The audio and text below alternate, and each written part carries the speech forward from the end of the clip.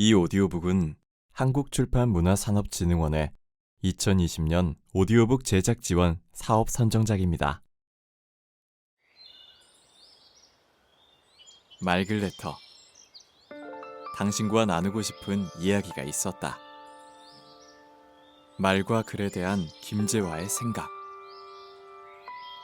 김재화 지음. 디아스포라. 낭독 김상희. 프롤로그. 여러분 안녕하십니까? 최고를 지향하는 시대입니다. 세상사 모두가 그렇습니다. 아무도 거들떠보지 않는 삼류에서 벗어나 인류 소리 들으며 살아야 하지 않겠느냐는 생각을 하는 모양입니다. 사실 2등은 겨우 위로를 받을 뿐 대접을 받는 건 오직 1등이기 때문에 누구나 튀는 쪽을 지향하고 있다고 봅니다. 직장과 사회에서 최고가 되고 싶고 인류 구성원이 되고 싶지만 하지만 그게 어디 쉬운 일인가요? 어렵기에 누구나 될 수 없으며 또 그러기에 누구나 되고 싶은 욕망이 있습니다. 이른바 안녕들 하십니까 대자보가 열풍을 불었던 적이 있습니다. K대생이 하고는 물론 사회에 대고 부르짖은 외침이었는데요. 내용은 우리가 처하고 있는 굵직한 이슈들에 대한 일침이었습니다. 그 대자보는 주연 자리에서 밀려나 있는 사람들도 잘 살아볼 기회를 갖자. 상위라고 하는 사람들의 껍데기를 벗어라 하는 일침이었습니다. 그런데 아이러니하게도 그 대자보를 처음 쓴 학생은 그 글만으로 인류로 등극을 했습니다. 우리는 그 대자보 사건에서 하고 싶은 말은 꼭 해야 하는 것이구나, 이런 식으로 하면 되는 거였구나 하는 걸 알게 되었습니다. 누구나 생각을 할 머리가 있고 말을 할 수 있는 입이, 글을 쓸 수 있는 손이 있습니다. 정확하고 재미있게 자기 표현을 하는 것이 성공의 지름길입니다. 말과 글에 신경을 쓰자는 것입니다. 그것이 아주 효과가 크기 때문입니다. 사실 사람들은 이론적으로는 말과 글의 효능을 이미 알고 있습니다. 다만 행하는데 무슨 특별한 용기를 필요로 하는 것이라는 인식을 갖고 있어서 밖으로 표현을 잘 못합니다. 다른 사람을 움직일 정도의 말과 글을 쓰면 분명히 이익이 온다는 것을 알면서 마음속으로만 품고 있다가 아쉬움으로 끝나기도 하고 어설프게 시도하다가 적이 당황하는 수가 많았으니 섣불리 시도하지 못하는 것이죠. 그 사정을 잘 압니다. 하지만 절망할 일이 아닙니다. 후천적 노력만으로도 입담과 필력이 세워지는 사람들이 수도 없이 많지 않습니까? 김삿갓, 황희, 임어당, 레이건, 처칠, 양주동, 김대중, 황석영, 히딩크, 황수관, 전유성, 유재석, 김재동들이 대표적 인물들입니다. 따라서 친구나 동료, 세상에 대하여 주눅들지 않고 당당하게 말하고 글을 쓰는 게 불가능한 일이기는커녕 어려운 일도 아닙니다. 읽고 쓰고 말하는데 조금의 노력만 가하면 가능합니다. 이 글 속의 이야기들이 도움을 드릴 것이라 감히 자신하여 꼭 당신에게 들려드리고 싶었습니다. 읽기 쉽고 손에 쥐기 편하게 책을 만들어주신 디아포라스 출판사 손동민 팀장, 사파를 맡아준 절친 유한석 화백과 무엇보다 매주 2차례씩 말 글래터를 읽고 이메일 답글로 격려를 해주신 5천여 말 글래터 가족들에게 감사의 인사를 드립니다. 합정동 말 글공장에서 김재화 드림.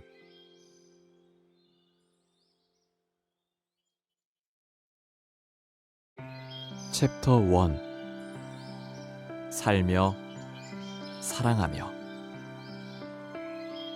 책을 읽으니까 세상 이치가 보이더라. 2013년 2월 20일 저는 전라도 산골인 구례에서 어린 시절을 보냈습니다. 초등학교 2학년 때 학교 문을 나서면 바로 트럭이 싱싱 달리던 신장로에서 일어났던 일입니다. 도로 건너편에 약속한 대로 엄마가 서 계셨고, 저는 그저 엄마에게 빨리 가려고 오는 차도 보지 못하고 찻길을 건너 달려갔는데, 그때 마구 달리던 대형 트럭 속으로 들어가고 말았습니다. 부산서 학교를 다니던 때는 혼자서 자취를 하며 살았는데, 연탄을 아끼려고 겨울에도 냉골방 상태로 살기가 예사였습니다. 제가 직접 작은 고물 변압기에서 풀려나온 코일을 감아 만든 조잡한 전기장판은 과학의 원리를 무시했기에 위험했고 곧 사고로 이어졌는데, 그 전기장판을 자취방에서 깔고 자다가 불이 나고 만 것입니다. 서울에서의 대학 시절, 경제적으로 크게 어려워 학교에서 무려 2시간 떨어진 곳에 입주 가정교사로 들어가 생활했습니다. 그 죽도록 힘들게 한 아르바이트는 과로와 영양 부족으로 이어졌고, 심한 결핵성 늑막염을 앓다가 바로 눕고 말았습니다. 이렇게 죽을 고비를 넘기다가 50대 나이에는 또 대형 사고를 겪었습니다. 50대의 중년.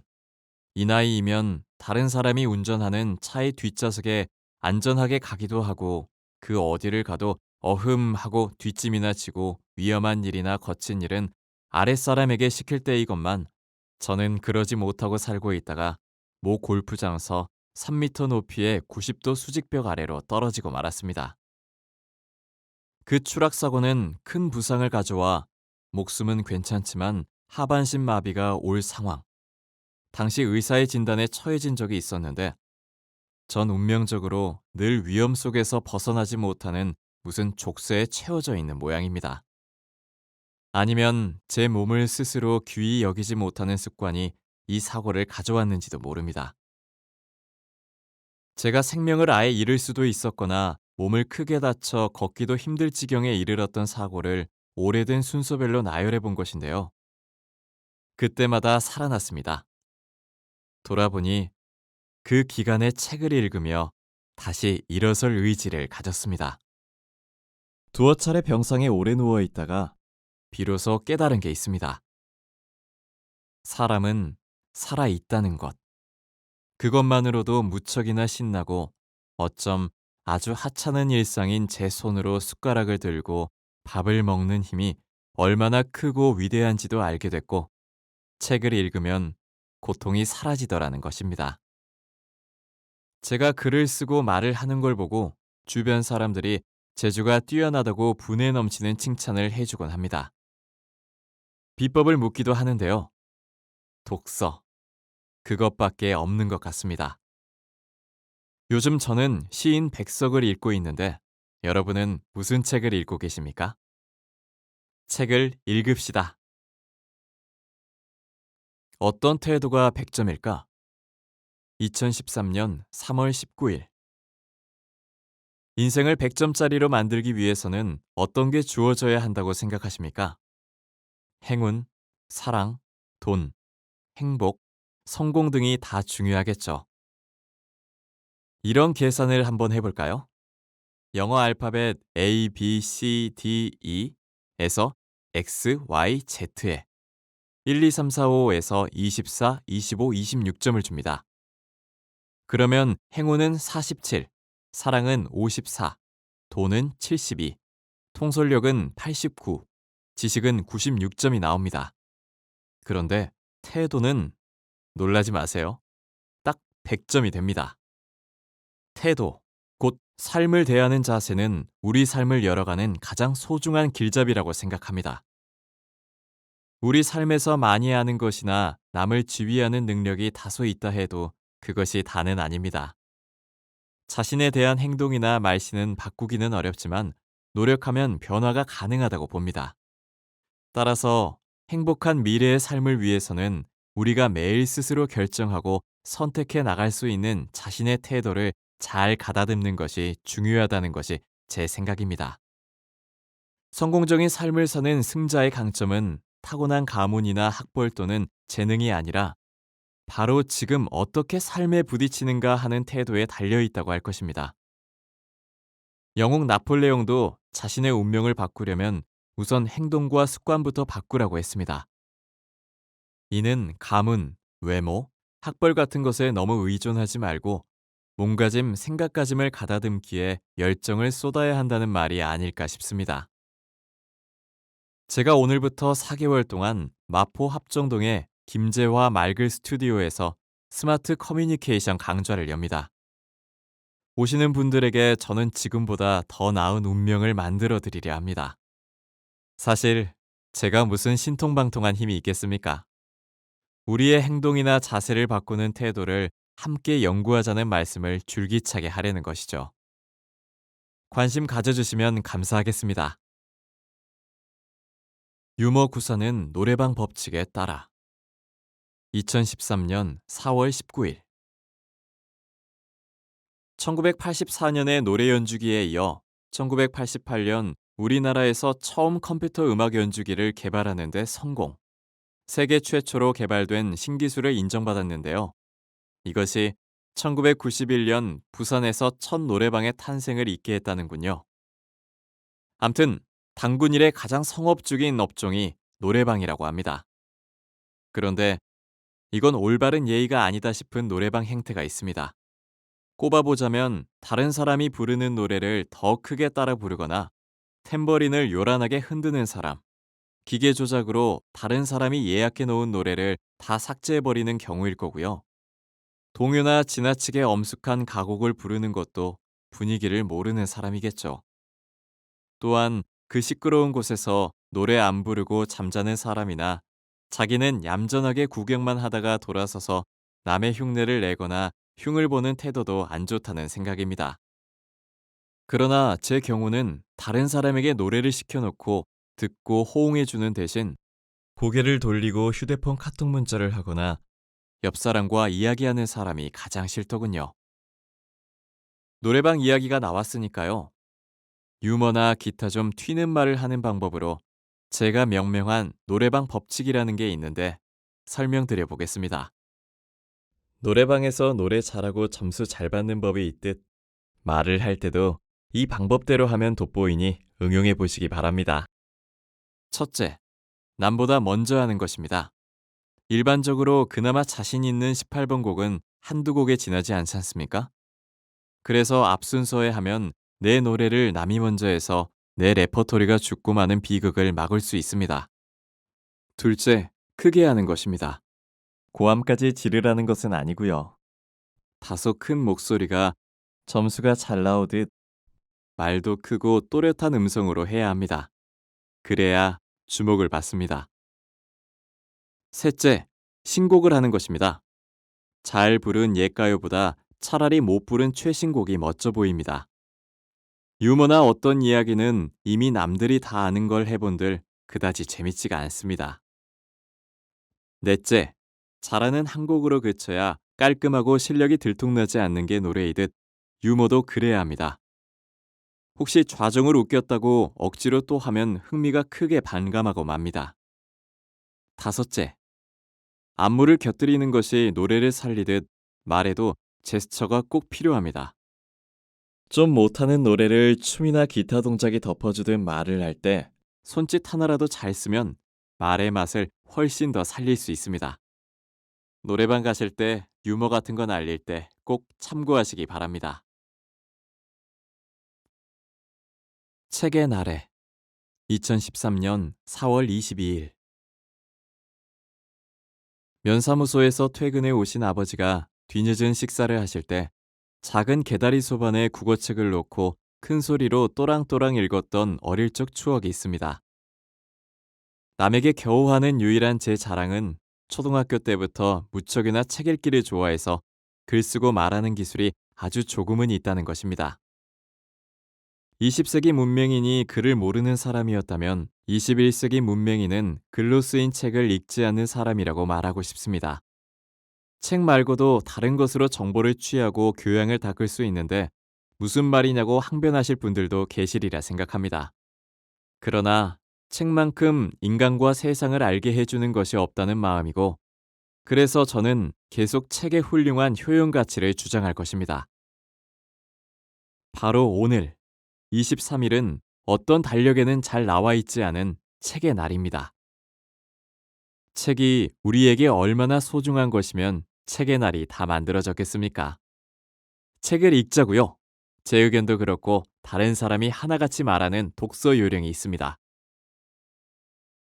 많은 책을 다 읽기는 힘드니 상황에 맞는 독서를 하면 되는 것입니다. 이럴 때 이런 책을 읽으면 큰 도움이 될 것입니다. 변화가 두려울 때 스펜서 존슨의 누가 내 치즈를 옮겼을까? 나의 목표가 실현 불가능하다는 느낌이 들 때 파울로 코엘료의 연금술사. 슬럼프에 빠졌을 때 폴 제이 마이어의 하쿠나 마타타. 왜 하필 나인가 싶을 때 앤디 앤드루스의 폰더시의 위대한 하루. 공부하는 이유를 모르겠다 싶을 때 장정일의 공부. 어려운 철학을 쉽게 이해하고 싶을 때 유슈타인 가아더의 소피의 세계.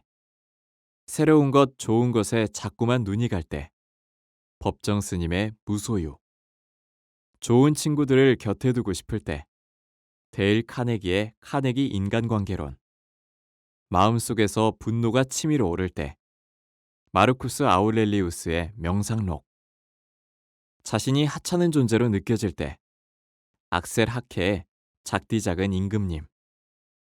화가 끓어올라 참기 어려울 때 틱나탄의 화. 나는 왜 이 모양일까 싶을 때 오토다케 히로타다의 오체 불만족. 걱정거리로 머리가 무거울 때 오쿠다 히데오의 공중근해. 힘들고 우울하고 괴로울 때 류시와의 하늘 호수로 떠난 여행. 문득 어린 시절이 그리워질 때 J.M. 바스콘셀로스 나의 라임 오렌지 나무. 다시 한번 자찬을 합니다. 저는 지금 3천여 권의 책이 쌓인 서재에서 이 글을 쓰고 있습니다. 행복합니다. 불을 끄고 별을 켜요. 2013년 6월 6일. 더 버티려는 봄을 밀어내고 들어온 계절의 점령군 여름이 초장부터 기세가 험악할 정도입니다. 우리네 여름은 사실 푹푹 삶아대고 끈적거리고 비도 많고 길어서 환영을 받지 못하는 계절임이 분명합니다. 학생들에게 방학이 있고 직장인들에게 몇 날 휴가가 있다는 것이 그나마 위안일까요? 제 작업실이 있는 합정동은 강바람이 좀 불어오는 곳이고 한강 한가운데서 물기둥이 치솟는 분수라도 있어서 그래도 괜찮은 편입니다만 선풍기나 에어컨, 냉장고 같은 것으로 겨우 더위를 쫓아야 하는 사람들은 고생이 상당할 거라는 생각입니다. 당국에서는 벌써 전력 비상을 이야기하며 전기를 아끼자고 호소하고 있습니다. 사람들이 무작정 전기를 낭비하는 것이 아니어서 쉬운 일이 아닐 것입니다. 황대관 씨라는 생태운동가의 글을 읽다가 생각한 것입니다. 낮에 전기 사용을 크게 줄이지 못한다면 밤에라도 전등을 좀 꺼서 전력난에 대비하면 어떨까요? 또 밤을 밝히는 무수한 광고판과 진열장 집안의 TV나 컴퓨터, 24시간 영업하는 편의점 같은 곳의 밝은 조명을 낮추거나 아예 끄면 전기 사용도 줄이는 것은 물론 다른 큰 것도 하나 얻을 수 있지 않느냐는 것입니다. 신이 인간에게 원래 준 밤을 플러그를 뽑음으로써 되찾을 수 있겠다는 생각입니다. 달이 고맙게도 저절로 불을 켜서 밝게 해주는 날도 많으니 아예 캄캄한 밤은 그리 많지 않을 것이고 어두워서 불편한 곳도 별로 없을 것입니다. 도시에 살면서 언제나 휘황찬란하게 불을 켜놓고 사는 것은 실은 누군가의 필요에 의해서 그리 된 것이지 내가 만들어 놓은 관습은 아니지 않습니까?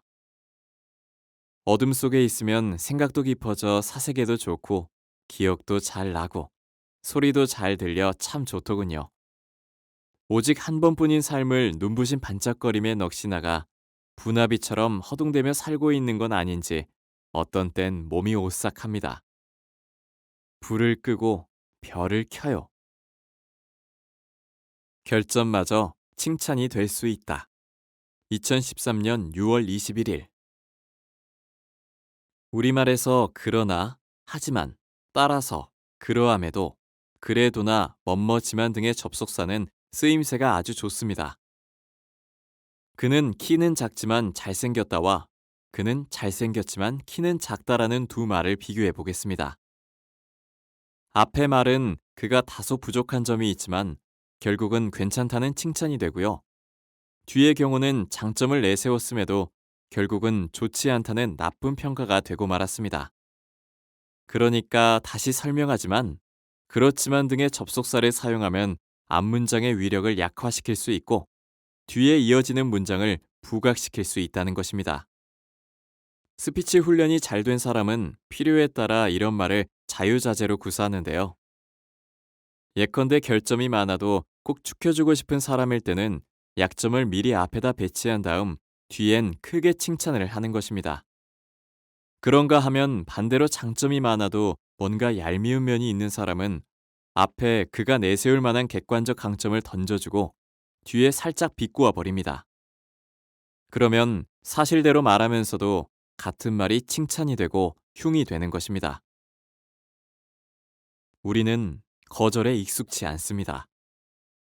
인간적인 정리 때문에 속으로 고민을 하지만 실상은 내 코도 석자이기에 완곡한 말로 거절을 했으면 좋겠는데 어떻게 말이 잘 나오지 않습니다.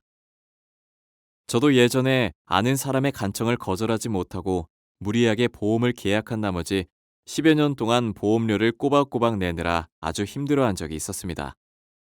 방문자가 내 집이나 사무실에서 한 대 피워도 되지? 하고 묻습니다. 바로 못 피우게 하면 야박하게 들리고 청했던 사람은 이 작은 일로도 무척 섭섭해질 수 있습니다. 이때에도 그러나 라고 이어지는 접속사를 써서 이렇게 대답하면 한결 부드럽게 바뀔 것입니다. 그럼 괜찮아. 근데 너무 많이 피우지는 마. 나는 상대에게 담배를 피우라 했는데도 상대는 아마 안 피우게 될걸요? 작은 차이지만 의미는 크게 달라지는 것이 말입니다.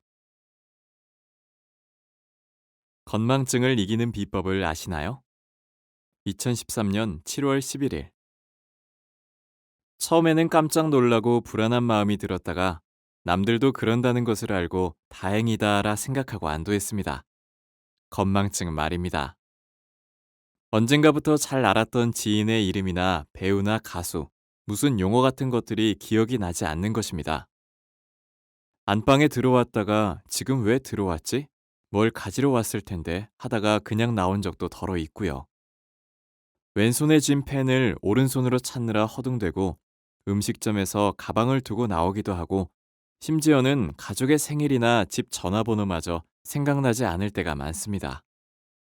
누가 이게 늙어가는 현상이라 해서 제 나이를 새삼 가늠해 봤습니다만 노인성 치매나 심한 건망증이 오기에는 아직 많이 이릅니다. 저에게 이런 현상이 오는 것은 단지 사람들 상당수가 지니고 있는 깜빡깜빡하는 순간의 착각이나 가벼운 건망증일 뿐이지 기억상실증이나 기타 병적인 것은 절대 아니라는 것에 더 이상 걱정은 하지 않습니다. 우리가 기억을 정확히 기억해야 할 것 중에는 말로 한 약속이나 어떻게 말했느냐이겠죠. 서양의 유명한 골프 유머인데요. 한 사나이가 좋은 날씨 아래서 골프에 심취해 있습니다. 조금 있으니 웨딩드레스를 입은 신부가 골프 코스 안으로 뛰어들어오며 외칩니다. 존, 너 정신이 어떻게 된 거 아냐? 오늘 우리 결혼식 날이라는 걸 잊고 있다니. 그러자 존도 받아칩니다. 메어리, 넌 왜 기억력이 이토록 없니? 내가 비가 올 경우만 결혼을 한다고 했잖아. 골프를 무지 좋아하는 사나이의 이야기였습니다만 그들에게는 무슨 약속이 있었던 것은 분명합니다. 어쨌건 왜 전하고 말이 달라지냐는 말을 들으며 변심을 잘하는 사람이라고 여겨지기 전에 과거에 했던 말을 잘 기억해야겠습니다. 마크 트웨이는 건망증을 이기는 기가 막힌 비법으로 언제나 진실을 말해라. 그러면 당신이 말한 것을 기억할 필요가 없다라 했습니다. 뛰어난 사기꾼일수록 기억력이 뛰어나다는 것. 잘 아실 겁니다. 그렇습니다. 거짓말을 들키지 않으려면 자신이 한 이야기를 모두 기억하지 않으면 안 되기 때문이죠. 언제나 진실만을 말하는 사람은 굳이 자신이 한 이야기를 기억할 필요가 없습니다. 언제 어디서나 진실은 변하지 않을 테니까요. 정리를 해보니 속이는 게 없다면 건망증은 걱정할 필요가 없는 것입니다. 중요한 것은 오직 진실입니다. 물건 말고 낭만을 사세요. 2013년 8월 26일. 제겐 아버지가 돌아가실 때까지 살다가 내게 물려주신 시골집 한 채가 있습니다. 제 고향이 전남 구례이고 거긴 명산 지리산 자락 아래이니 경관 뛰어나고 공기 무지 좋은 곳으로 생각할 수 있지만 읍내 한복판에 있어서 실상은 도시 주택가와 크게 다르지 않은 분위기죠. 아버지가 돌아가시고 집이 완전히 비어 누구도 관리도 못한 채 장장 14년이나 방치하다 보니 넓은 앞마당은 완전히 잡초숲으로 우겨져 버렸고 흙벽에 바른 벽지가 너덜너덜 떨어져 나오고 마루엔 천장에 흙이 쏟아져 난장판 일보 직전까지 가기 일쑤입니다. 고향에 부모님의 묘소가 있고 초등학교 동창회가 열리는지라 그나마 1년에 두어 차례는 가보기 마련인데 그때마다 집을 청소하고 어머니 아버지가 계셨던 방에서 하룻밤이라도 꼭 자고 옵니다.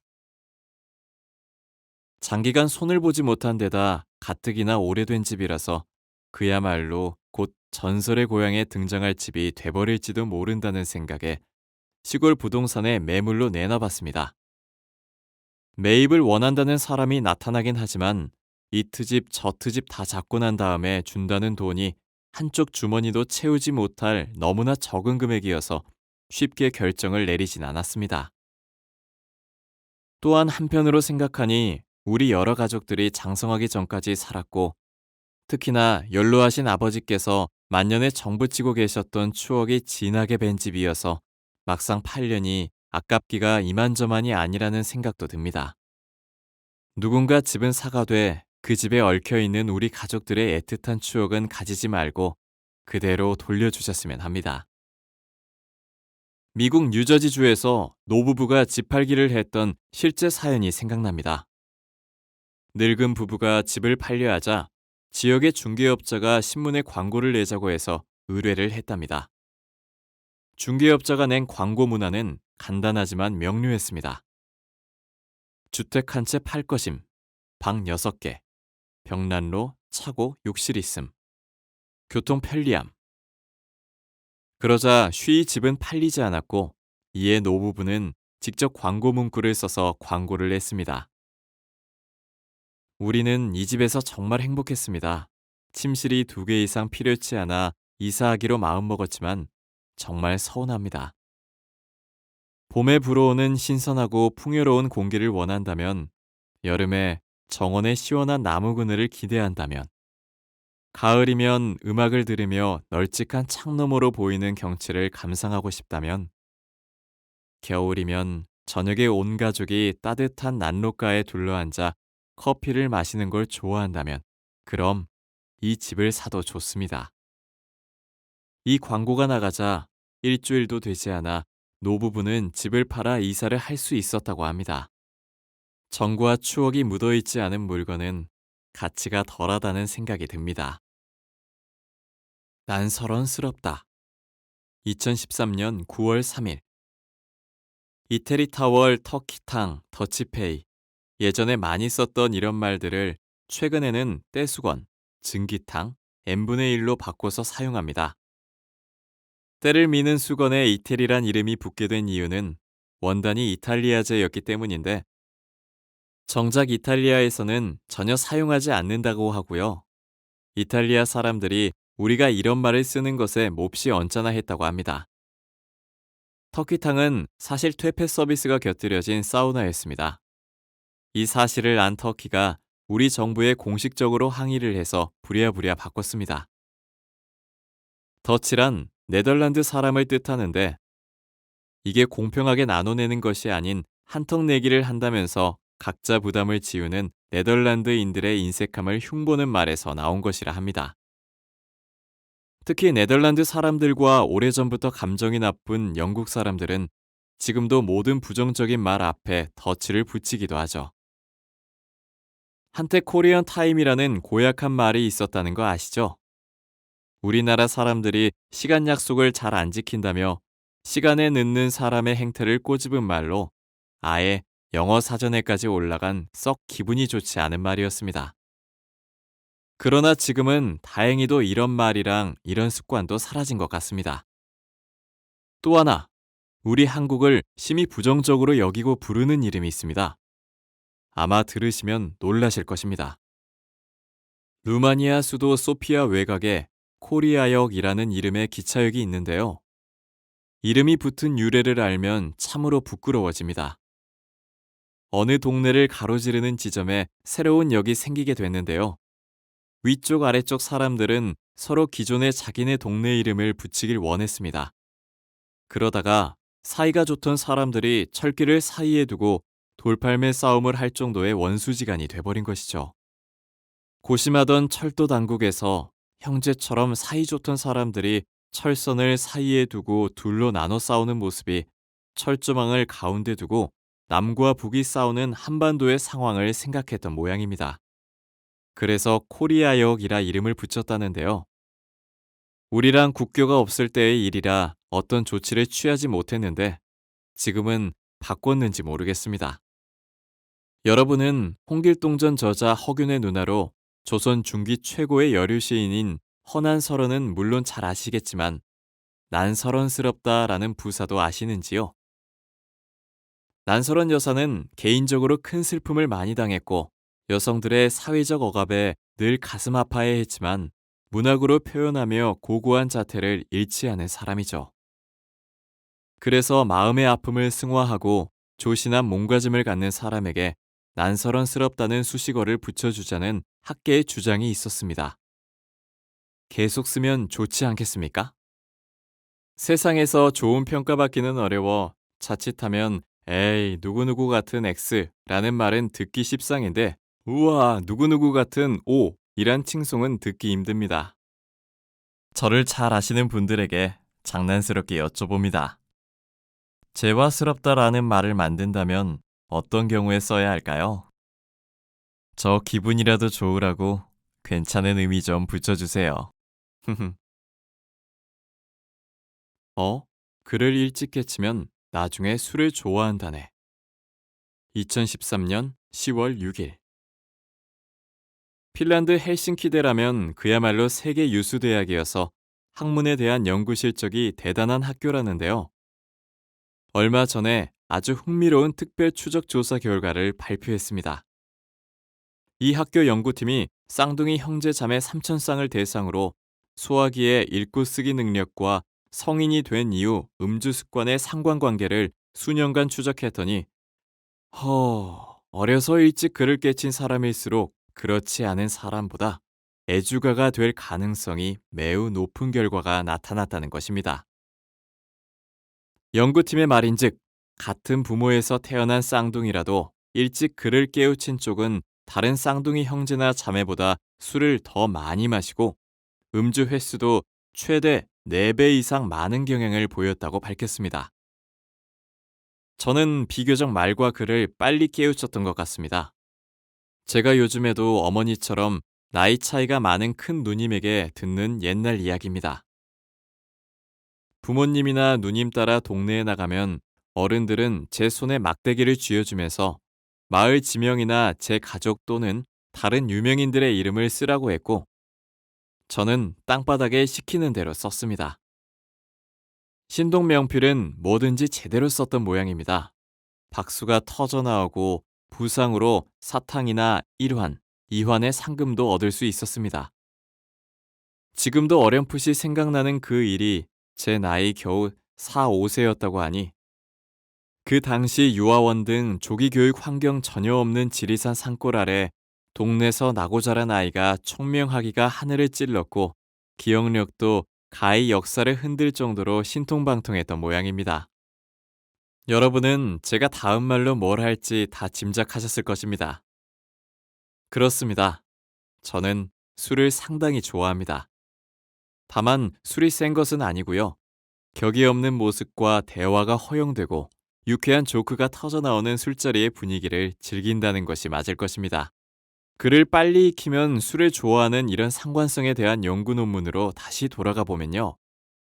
지능이 높으면 위험을 감수하는 성향을 더 보이고 언어적 지능이 높은 사람이 사교적인 특성과 맞물려 있기에 그렇다고 연구팀은 분석했습니다.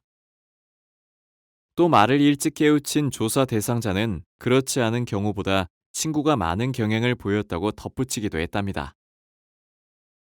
전통 사회에서 우리 선비들은 시짓기, 글 읽기를 할 때 꼭 술을 곁들였는데요. 그 둘이 서로 질과 맛을 높이는 영향을 준 것이 맞는 것 같기도 합니다. 논문 저자인 안티 라트발라 박사는 그러나 음주를 많이 하는 성향이 알코올 중독이나 음주 관련 장애에 노출될 위험이 큰 것을 의미하지는 않는다고 밝혔다니 휴, 다행입니다. 지금 일요일 오후입니다. 제게 오늘 같은 날은 주인 주님과 술주님 두 분을 동시에 섬기는 날입니다. 하하하. 맑은 레터. 당신과 나누고 싶은 이야기가 있었다. 말과 글에 대한 김재화의 생각. 김재화 지음. 디아스포라. 낭독 김상희.